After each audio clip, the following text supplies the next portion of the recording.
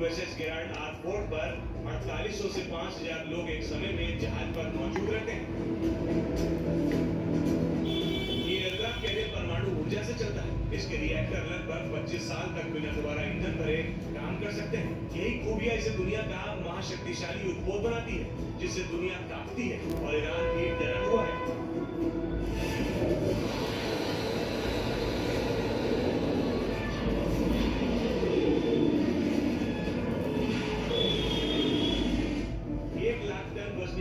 समंदर की लहरों को चीरते हुए आगे बढ़ता है और उसके सामने दुश्मन देशों की निगाहें और रडार दोनों ही ठहर जाते हैं।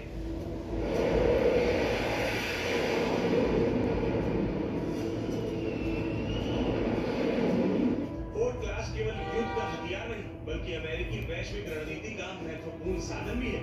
इसका इस्तेमाल चीन, ईरान और अन्य देशों को जहादी देने के लिए या फिर क्षेत्रीय संतुलन बनाए रखने के लिए भी किया जाता है।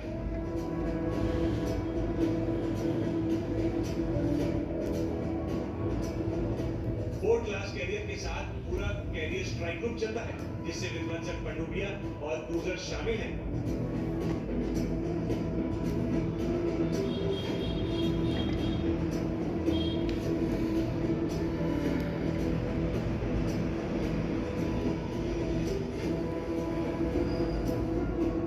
ये तस्वीरें मिडिल ईस्ट से आ रही हैं, जहां अमेरिकी नौसेना का guided missile destroyer USS Thomas Butler दहाड़ रहा है। अमेरिका ने इस डिस्ट्रॉयर से ईरान पर Tomahawk land attack missile launch किया। अमेरिका का ये प्रहार ऑपरेशन एपिक फ्यूरी का हिस्सा था। ये मिसाइल ईरान के सर्वोच्च नेता अली खामनेई की मौत के बाद ईरान पर अमेरिकी हमले का हिस्सा है।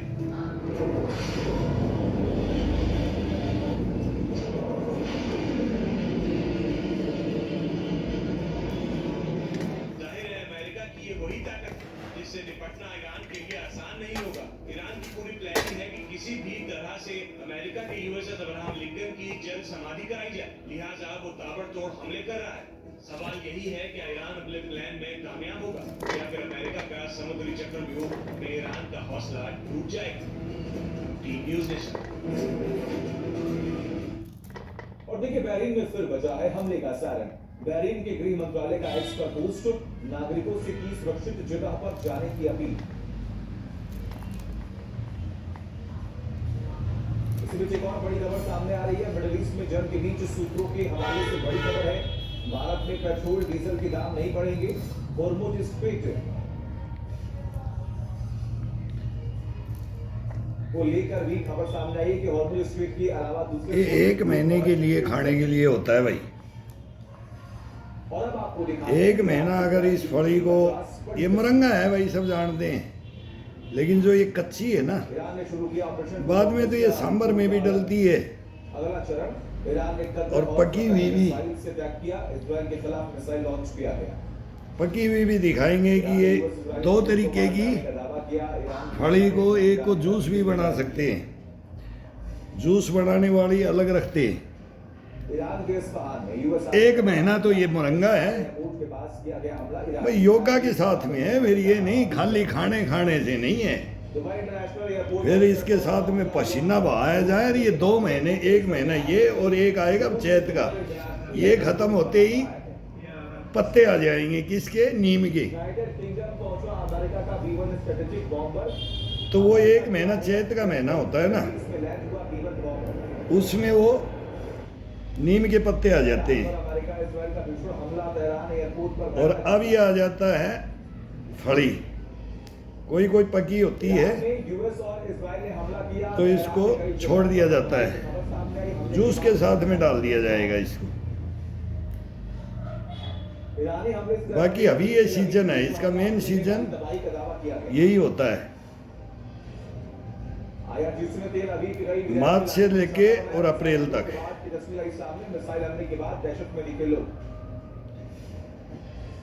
अभी इसमें फायदा ये तो अपने को जानते नहीं। हाँ, इसको खाने से क्या महसूस होता है, और शरीर में कुछ भी खाओगे, जैसे 1 चम्मच घी खाओगे कि बढ़िया सब्जी खाओगे कि भाई हरे पत्ते की खाओगे कि गोभी, बैंगन, आलू, टमाटर, भिंडी, उनसे सबसे टॉप मोस्ट है। इसमें कोई खाद नहीं लगता है, केमिकल नहीं है इसमें। बगैर केमिकल की सब्जी है ना, वो कोई भी हो, जी पत्ते और जी तो फली हो। अब इनमें भाई छांटना पड़ता है, बोला क्या खाएं। अब कई तो देख के नाक सिकोड़ेंगे, बोलेंगे क्या बना दिया, और बहुत टेस्टफुल बनता है। सेम सांगरी का टक्कर है ये, सेम सांगरी का टक्कर लेता है। और ये अब इसमें आ गया। अब इसको फ्राई करके, और फिर 2 आदमी के लिए 2 दिन के लिए बहुत है ये, इसमें ज़्यादा नहीं है। एक आलू डाल सकते हैं, कोई टमाटर डाल सकते हैं। फिर इसका सब्जी का आनंद देखो, इसका खाने का, इसकी इम्यूनिटी पावर है, ये ताकत के अंदर भी है, रोग प्रतिरोधक। ये आयुर्वेद में भी बताते हैं इसको, लेकिन हम तो बड़े बूढ़ों का वो तो अपना हिसाब है। ये आज बताने लग गए किताब में लेकर के, और हम इसको पहले से जानते हैं। तो ये बहुत टॉप मोस्ट है, ये लगभग हर जगह। अभी काटा है, एक पेड़ को काटा है, इसको चढ़ करके वो सामने है, वो ठुंड बढ़ा दिया, एक है अभी। फिर उसको काटेंगे, बांट भी देते हैं, मिलने वाले ले भी जाते हैं। तो ये एक ही दफ़ा इसको काटते हैं, पकी भी होती है और कच्ची भी होती हैं। अभी कच्चियों की सब्जी बनती है तो फिर वो बोलते हैं ना, ग्वार की फली होती है, मुंह में वो इसके लफूसड़े से फंस जाते हैं दांतों में, और वो इसमें नहीं होता। इसमें बिल्कुल अभी ये कच्ची होती है ना, तभी तोड़ा जाता है। तो ये कोई भी अपना जैसे पानी का कोई खाली जगह है, ये 1 साल में एक पेड़ बन जाता है। ये सामने खड़ा हुआ है, इसको एक को काटा है, एक को काटा है तो कम से कम 10 घरों को मैंने बांट दिया।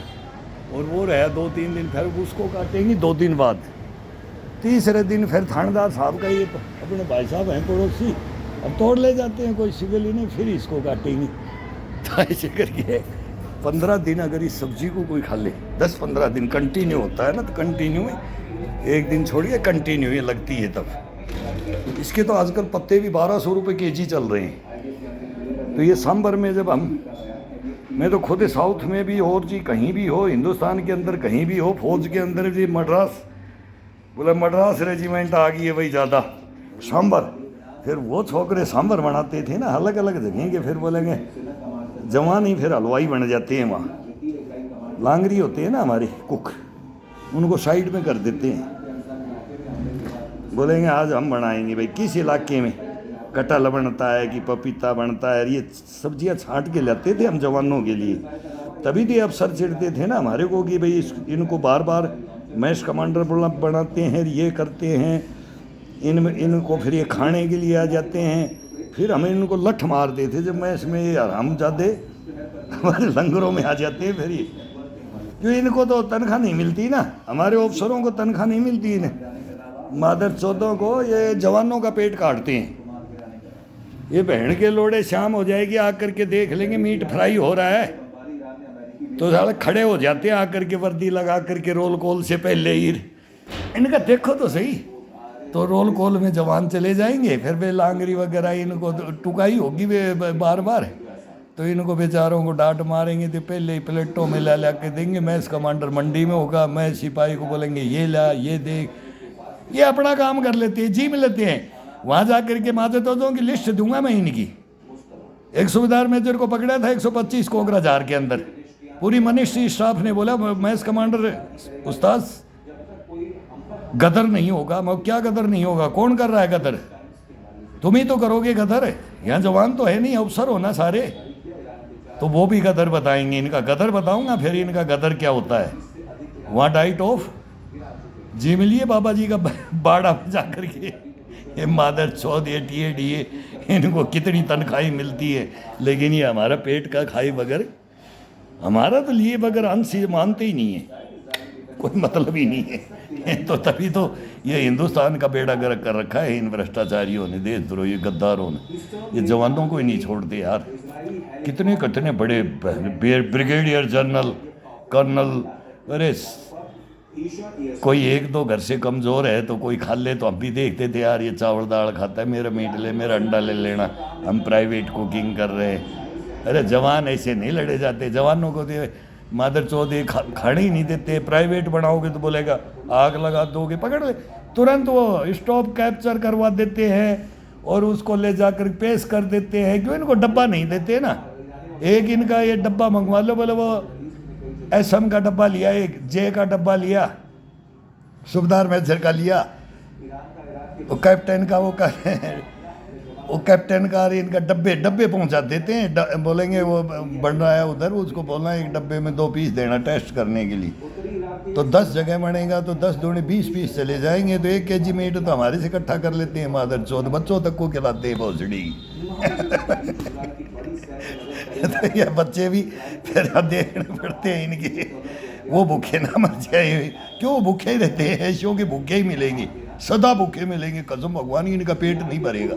नो 100% बोल रहा हूँ, जो सच्चाइयाँ हैं ना वो बता रहा हूँ आपको। तो इनका कभी नहीं भरता है और जवान संतुष्ट रहता है पूरी जिंदगी।